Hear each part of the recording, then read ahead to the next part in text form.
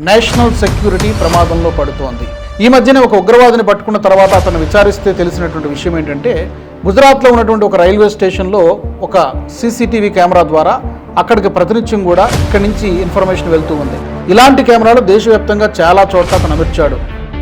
Even Deepavali సామాన్లు కూడా గుండు సూది నుంచి చాలా పెద్ద పెద్ద ఐటమ్స్ వరకు కూడా చైనా మీద మనం డిపెండెన్సీ చాలా ఎక్కువైపోయింది. దీన్ని క్రమక్రమంగా తగ్గించేటువంటి ప్రయత్నం భారత ప్రభుత్వం కొన్ని సంవత్సరాల నుంచి చేస్తుంది. పర్టికులర్గా 2014 తర్వాత లైవ్లో మినిట్ టు మినిట్ ఇక్కడ ఏం జరుగుతోంది, డిఫెన్స్ ఏరియాస్ కానివ్వండి, రైల్వే స్టేషన్లు కానివ్వండి, రద్దీగా ఉన్నటువంటి కొన్ని సున్నితమైనటువంటి ప్రదేశాలు కానివ్వండి, ఇవన్నీ కూడా ఈ డేటా అంతా కూడా చైనాకు వెళ్తోంది, అటు పాకిస్తాన్ కూడా వెళ్తోంది.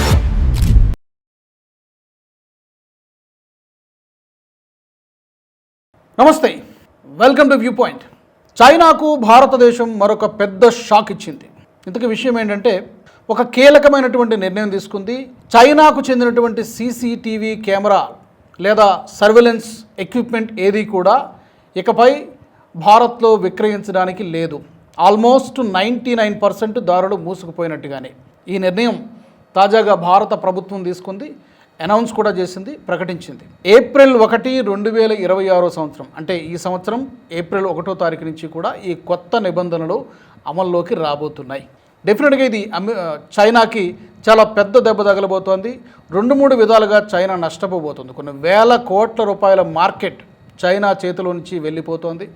జియో పొలిటికల్గా కూడా చాలా నష్టం జరగబోతుంది. ఎందుకంటే ఇప్పటికే చైనా ఎక్విప్మెంట్స్ పైన చాలా అగ్రదేశాలు బ్యాన్ విధించాయి. కారణం ఏంటంటే, ఒకటి, నేషనల్ సెక్యూరిటీకి ముప్పు కలుగుతోంది, చాలా ప్రమాదం కలుగుతోంది ఎక్విప్మెంట్ ద్వారా అని చెప్పి ఆయా దేశాలు చెప్పినటువంటి కారణాలు. మరి ఇవాల్టి వ్యూ పాయింట్లో మనం చూద్దాం, అసలు ఎందుకు ఈ నిర్ణయం, భారత ప్రభుత్వం ఎందుకు ఈ నిర్ణయం తీసుకుంది సడన్గా. ఎప్పటి నుంచో చైనాకు చెందినటువంటి సీసీటీవీ కెమెరాలు, ఇంటర్నెట్కి కనెక్ట్ చేయబడేటట్టు ఉన్నటువంటి కెమెరాలు కానీ, మిగతా సర్వేలెన్స్ ఎక్విప్మెంట్ ఇవంతా కూడా ఎప్పటి నుంచో అమ్ముతోంది చైనా మన దేశంలో. కానీ ఈ మధ్యకాలంలో గుర్తించినటువంటి కొన్ని విషయాల ద్వారా ఇక్కడి నుంచి సున్నితమైనటువంటి సమాచారం పాకిస్తాన్లో ఉన్నటువంటి ఉగ్రవాద సంస్థలకు చేరుతోంది. లైవ్లో మినిట్ టు మినిట్ ఇక్కడ ఏం జరుగుతోంది, డిఫెన్స్ ఏరియాస్ కానివ్వండి, రైల్వే స్టేషన్లు కానివ్వండి, రద్దీగా ఉన్నటువంటి కొన్ని సున్నితమైనటువంటి ప్రదేశాలు కానివ్వండి, ఇవన్నీ కూడా ఈ డేటా అంతా కూడా చైనాకు వెళ్తోంది, అటు పాకిస్తాన్ కూడా వెళ్తుంది. ఇది చాలా చాలా ప్రమాదకరమైనటువంటి సంకేతం. ఈ యొక్క ముప్పును భారత ప్రభుత్వం పసిగట్టింది, అందుకే ఈ నిర్ణయం తీసుకున్నట్టుగా కనబడుతోంది. ఒకసారి మనం డీటెయిల్స్లోకి వెళ్దాం. దీనివల్ల అమెరికా కంపెనీలు ఏ మేరకు నష్టపోతున్నాయి, తద్వారా మరి మన భారతీయ కంపెనీలకు ఏమైనా ప్రయోజనాలు కలగబోతున్నాయా, అది కూడా నేను 1 by 1 పాయింట్ బై పాయింట్ మీకు ఎక్స్ప్లెయిన్ చేసేటువంటి ప్రయత్నం చేస్తాను. పర్టికులర్గా చైనాకు చెందినటువంటి ఒక 3 కంపెనీలు ఈ యొక్క నిర్ణయం వల్ల ప్రభావితం కాబోతున్నాయి, పెద్ద ఎత్తున మార్కెట్ని కోల్పోబోతున్నాయి.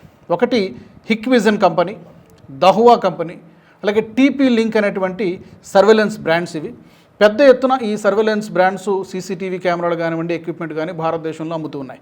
ఇప్పుడు ఈ మార్కెట్ మొత్తం కూడా ఈ కంపెనీలు కోల్పోతున్నాయి. తర్వాత ఎందుకు తీసుకున్నారు, ఒకటి, నేషనల్ సెక్యూరిటీ ప్రమాదంలో పడుతోంది.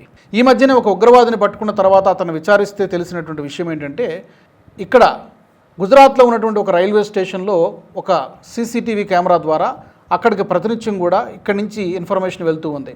ఇలాంటి కెమెరాలు దేశవ్యాప్తంగా చాలా చోట్ల అతను అమర్చాడు.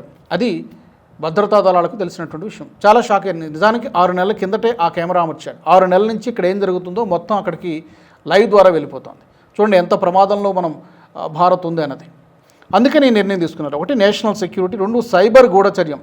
అంటే ఇంటర్నెట్కు కనెక్ట్ అయ్యేటువంటి కెమెరాల ద్వారా సెన్సిటివ్ లొకేషన్లు, అలాగే మరికొంత ప్రధాన మెట్రోపాలిటన్ సిటీస్లో సున్నితమైనటువంటి ప్లేసెస్, అంటే టెంపుల్స్ కానివ్వండి, రక్షణ రంగానికి చెందినటువంటి ఆర్మీ, నేవీ, ఎయిర్ ఫోర్స్కి చెందినటువంటి లొకేషన్స్ కానివ్వండి, ఇవన్నీ కూడా ట్రైనింగ్ క్యాంప్స్ కానివ్వండి, ఈ డేటా అంతా కూడా అక్కడికి వెళ్ళిపోతుంది. ఇది రెండో కారణం. రెండోది, ఇందాక నేను చెప్పినట్టుగా దేశంలోని ప్రభుత్వ కార్యాలయాలు, రైల్వే స్టేషన్లు, సైనిక ప్రాంతాలు, ఇలాంటి కీలక ప్రదేశాల్లో భద్రతను మరింత కట్టుదిట్టం చేయాలంటే ఇలాంటి కఠినమైనటువంటి నిర్ణయాలు తీసుకోక తప్పదు. ఈ 3 కారణాలతోటి భారత ప్రభుత్వం, కేంద్ర ప్రభుత్వం ఈ నిర్ణయం తీసుకున్నట్టుగా కనబడుతోంది. ఇక చైనా కంపెనీలు మన మార్కెట్ నుంచి వెళ్ళిపోతున్నాయి కాబట్టి సహజంగానే మన భారతదేశంలో ఉన్నటువంటి కంపెనీలకు, ఎందుకంటే సేమ్ అలాంటి ప్రోడక్ట్లే మన దేశంలో ఉన్నటువంటి కంపెనీలు చాలా తయారు చేస్తున్నాయి. ఫర్ ఎగ్జాంపుల్ CP+ అనేటువంటి కంపెనీ, క్యూబో కానివ్వండి, ప్రామా, మ్యాట్రిక్స్, పర్స్, నేను కొన్ని మాత్రమే చెప్పాను, ఇంకా చాలా కంపెనీలు ఉన్నాయి. సో వాడెవడో మన దేశంలో వచ్చి మార్కెట్ చేసుకోవడం ఎందుకు, వ్యాపారం మనం వాడికి ఎందుకు ఇవ్వాలి, చైనాకి ఎందుకు ఇవ్వాలి? ఆ ఇచ్చే మార్కెట్ ఏదో, ఆ ఇచ్చే వ్యాపారం ఏదో మన దేశంలో ఉన్నటువంటి కంపెనీలకు ఇస్తే వీళ్ళు బాగుపడతారు, ఆ ఇన్కమ్ కూడా మన దేశంలోనే ఉంటుంది. ఇది కూడా మరొక ఆలోచనగా కనబడుతుంది వీటిని బ్యాన్ చేయడం వెనక. అయితే దీని వెనకాల తాత్కాలికంగా కొంచెం ఇబ్బంది ఉండవచ్చు. కొంతకాలం పాటు సీసీటీవీ ధరలు పెరిగేటువంటి అవకాశం ఉంటుంది స్లైట్లీ. కొంత సెక్యూరిటీ స్టాండర్డ్స్ వల్ల మార్కెట్లో కొన్ని మార్పులు వస్తాయి. ఈ రెండు కాస్త వినియోగదారులపై కాస్త భారం పడుతుంది తాత్కాలికంగా. బట్ లాంగ్ రన్లో ఇది చాలా చాలా మంచి నిర్ణయంగా మనం భావించాలి. అండ్ ఇది ఫస్ట్ టైం కాదు నిజానికి. ఫినాన్షియల్గా చైనా చాలా, మన దేశంలో ఎలా అయిపోయిందంటే చాలా ప్రోడక్ట్స్ మన దగ్గర చైనా బజార్లు అని చెప్పి అమ్ముతూ ఉంటారు. ఇప్పుడు పేర్లు మార్చేశారు. భారత్ మార్కెట్ అని చెప్పి అమ్ముతూ ఉన్నారు. గతంలో చైనా మార్కెట్, చైనా బజార్ అని పెట్టేవారు. ఇప్పుడు చాలా వరకు భారత ప్రభుత్వం రెస్ట్రిక్షన్స్ తీసుకొచ్చింది. పూర్తిగా ఆపేయలేదు, చాలా వరకు రెస్ట్రిక్షన్స్ తీసుకొచ్చింది. నాణ్యత పేరు చెప్పి సరైనటువంటి క్వాలిటీ ఉండడం లేదు. ఈవెన్ దీపావళి సామాన్లు కూడా గుండు సూది నుంచి చాలా పెద్ద పెద్ద ఐటమ్స్ వరకు కూడా చైనా మీద మన డిపెండెన్సీ చాలా ఎక్కువైపోయింది. దీన్ని క్రమక్రమంగా తగ్గించేటువంటి ప్రయత్నం భారత ప్రభుత్వం కొన్ని సంవత్సరాల నుంచి చేస్తుంది. పర్టికులర్గా 2014 తర్వాత ఈ యొక్క చర్యలు చాలా వేగంగా జరుగుతున్నాయి. దాంట్లో భాగంగానే తాజాగా తీసుకున్నటువంటి నిర్ణయం కూడా మనకుంది. చైనా కంపెనీలు సుమారుగా 30% మార్కెట్ షేర్ కలిగి ఉన్నాయి మన దేశంలో. ఇందాక నేను చెప్పిన కంపెనీలు, ఆ 2-3 కంపెనీలే మొత్తం గుత్తాధిపత్యం అంతా కూడా ఉంది. 30% మార్కెట్ షేర్ అంటే చాలా ఎక్కువ. ఇప్పుడు ఈ కంపెనీలకు, ఈ చైనా కంపెనీలకు 99.9% దారులు మూసుకుపోయినట్టుగానే మనం భావించాలి. తద్వారా చైనాకి వెళ్ళినటువంటి ఇన్కమ్ కూడా ఆగిపోతుంది.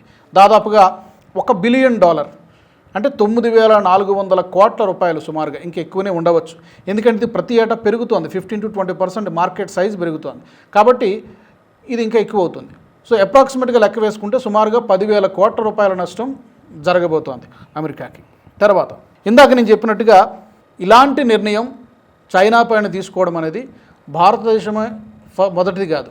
ఇది వరకు అమెరికా కూడా ఇలాంటి నిర్ణయం తీసుకుంది. హిక్విజన్ కంపెనీ పైన, దహువా కంపెనీని నేషనల్ సెక్యూరిటీ కారణాలతోటి బ్లాక్ చేసేసింది. ఇప్పటికే అమెరికా నిర్ణయం తీసుకుంది. అలాగే యూరోప్లో కూడా కొన్ని ప్రభుత్వ సంస్థలు చైనా కెమెరాలను తొలగించడం ప్రారంభించాయి. చైనా వాడు ఏం చేస్తుంటాడు, ఎక్కడికి వెళ్ళినా కూడా సముద్రంలో కూడా అదే పని చేస్తుంటాడు. రిసెర్చ్ షిప్పులు అంటాడు, నిఘా షిప్పులు అంటాడు, కానీ ఎక్కడ ఈ గూఢచర్యానికి చెందినటువంటి పనులన్నీ చేస్తుంటాడు. ప్రత్యర్థులు ఏం చేస్తున్నారు ఇదంతా కూడా గమనిస్తూ ఉంటాడు. సో చైనా యొక్క డిఎన్ఏలోనే ఆ బుద్ధి ఉంటుంది. కాబట్టి చైనా యొక్క అసలు రూపాన్ని చాలా దేశాలు ఇప్పటికీ గ్రహించే, భారతదేశం కొంత లేటుగా రిలీజ్ అయింది. సో నెమ్మదిగా వాడి యొక్క తోకల్ని కట్ చేస్తూ ఉంది, వాడి యొక్క మూలాల్ని కట్ చేస్తూ ఉంది. యూరోప్లో కూడా ఇప్పటికే చైనా కంపెనీల పైన కొన్నింటిని బ్యాన్ చేశారు. ఇప్పుడు ఇండియా ఈ నిర్ణయం తీసుకుంది. ఫర్ ఎగ్జాంపుల్ హిక్విజన్ అనేటువంటి కంపెనీ, ఇందాక నేను చెప్పినట్టుగా ఆ కంపెనీ వార్షిక ఆదాయం ఎంత అంటే $10 to 12 బిలియన్ ఉంటుంది. ఇప్పుడు కోల్పోవడం వల్ల దాదాపుగా 8 to 10% గ్లోబల్గా మార్కెట్, ఆ కంపెనీకి చెందినటువంటి మార్కెట్ వాల్యూ, సేల్స్ తగ్గిపోతే మార్కెట్ వాల్యూ కూడా పడిపోతుంది. తర్వాత వ్యూహాత్మకంగా ఇది ఎందుకు పెద్ద దెబ్బ చైనాకి అంటే, ఒకటి ఆర్థిక పరంగా కోలుకోలేనటువంటి దెబ్బ. అఫ్కోర్స్ రికవర్ కావచ్చు, కానీ టైం పడుతుంది. రెండోది ఎందుకంటే చైనా తర్వాత దానికి ఈక్వల్గా ఉన్నటువంటి మార్కెట్ భారత్, జనాభా పరంగా 142 కోట్ల జనాభా. కాబట్టి అన్ని దేశాలకు మన మార్కెట్ అవసరమే. ఆయా దేశాల యొక్క ఉత్పత్తుల్ని లేదా సేవలను అమ్ముకోవడానికి భారత్ అనేది ఒక బిగ్గెస్ట్ మార్కెట్. ఇప్పుడు ఈ మార్కెట్ను కోల్పోవడం అనేది డెఫినెట్గా ఆర్థికంగా చైనా పైన ఒక పెద్ద నష్టంగానే భావించాలి. రెండోది టెక్నాలజీ ఆధిపత్యం పోతుంది. మరొక కంపెనీ ఆ యొక్క స్థానాన్ని ఆక్రమిస్తోంది. డిఫెన్స్లో ఏ విధంగా అయితే ఆపరేషన్ సింధూర్ టైంలో చైనా ఏ విధంగా అయితే ఎక్స్పోజ్ అయిందో, డిఫెన్స్ మార్కెట్ పడిపోయిందో, మన భారత ప్రోడక్ట్లకి, డిఫెన్స్ ఉత్పత్తులకి ఏ విధంగా అయితే డిమాండ్ పెరిగిందో, ఇప్పుడు ఈ విషయంలో కూడా, ఈ సీసీటీవీల విషయంలో కూడా అదే జరగవచ్చు కొద్ది రోజుల తర్వాత.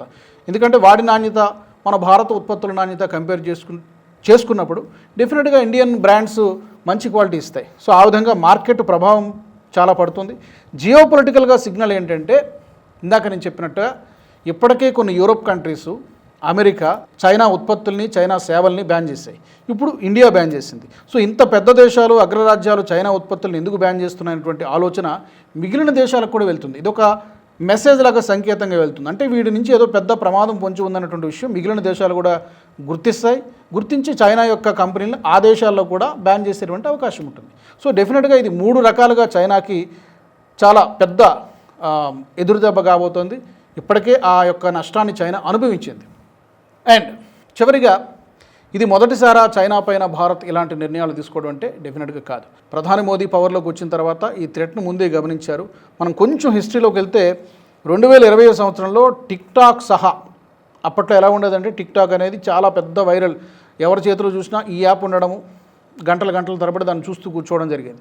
దానివల్ల ఇక్కడ కస్టమర్ల యొక్క డేటా, మన పౌరుల యొక్క డేటా అక్కడికి వెళ్ళిపోతుందని గమనించడం జరిగింది. సో టిక్టాక్ సహా మొత్తం 300కు పైగా చైనా యాప్స్ని బ్యాన్ చేసింది. అప్పట్లో చాలా పెద్ద సెన్సేషన్ అది. దాని ద్వారా కూడా చైనాకి పెద్ద ఒక ఎదురు దెబ్బ తగిలింది. ఫర్ ఎగ్జాంపుల్ టిక్టాక్ కానీ, వీచాట్, యూసీ బ్రౌజర్ ఇలాంటి చాలా యాప్స్ని భారత ప్రభుత్వం నిషేధించింది, బ్యాన్ చేసింది.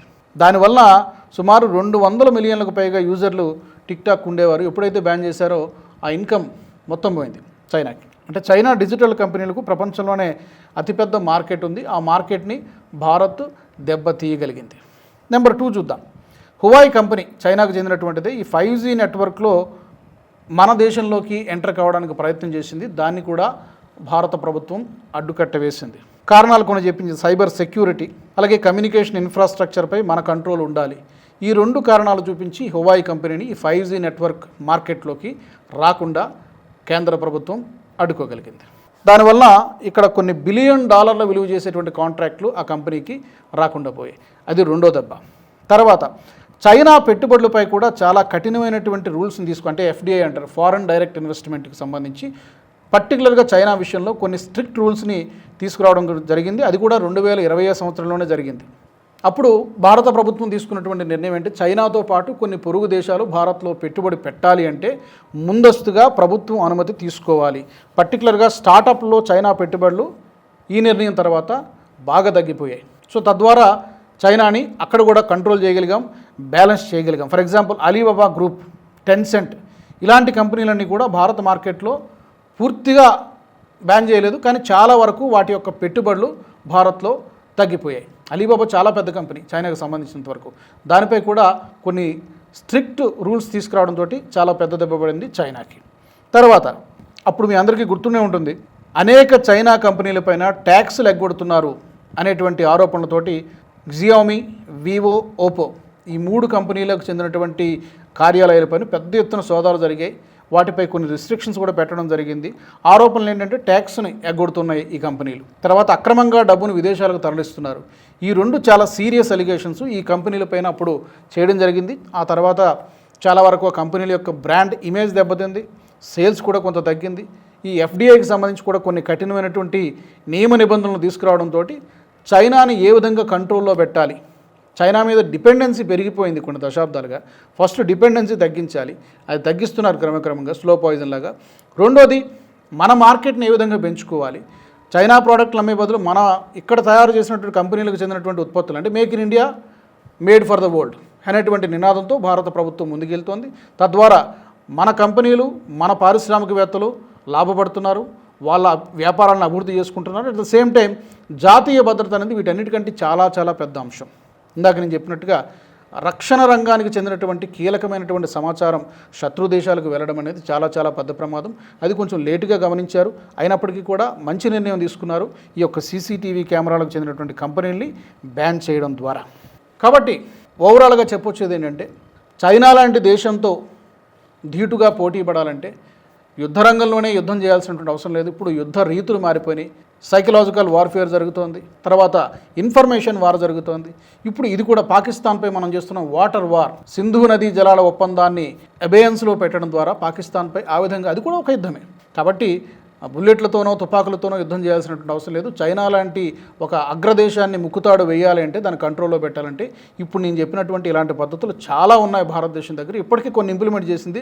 రాబోయే రోజుల్లో మరికొన్ని చైనా సంస్థలపైన నిషేధము లేకపోతే కొన్ని స్ట్రిక్ట్ రూల్స్ని ఇంపోజ్ చేసేటువంటి అవకాశం చాలా స్పష్టంగా ఉంది. మొత్తం మీద ఈ దెబ్బ చైనా కంపెనీలకు, చైనా ప్రభుత్వానికి పెద్ద ఎత్తున తగిలేటువంటి అవకాశం ఉంది. ఒక పెద్ద షాక్ ట్రీట్మెంట్ లాగానే మనం భావించాలి. ఈ ఎపిసోడ్కు సంబంధించి మీ విలువైనటువంటి అభిప్రాయాలను తప్పకుండా కామెంట్ సెక్షన్లో పెట్టండి. అలాగే ఈ వ్యూ పాయింట్లో మీరు ఏదైనా ఒక స్పెసిఫిక్ అంశాన్ని గురించి మాట్లాడాలని భావిస్తే అది కూడా మీరు కామెంట్స్ ద్వారా నాకు చెప్పొచ్చు. మరో ఎపిసోడ్లో కలుద్దాం.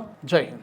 ఈ వీడియో మీకు నచ్చినట్టయితే లైక్ చేయండి, 10 మందికి షేర్ చేయండి. అలాగే కామెంట్ల రూపంలో మీ అభిప్రాయాలను మాతో పంచుకోండి. Nationalist hub group of channels ను సబ్స్క్రైబ్ చేసుకుని తెలుగునాట జాతీయవాద జర్నలిజాన్ని ప్రోత్సహించండి. ఈ వీడియో కింద ఉన్న బెల్ ఐకాన్ పై క్లిక్ చేయడం మర్చిపోవద్దు.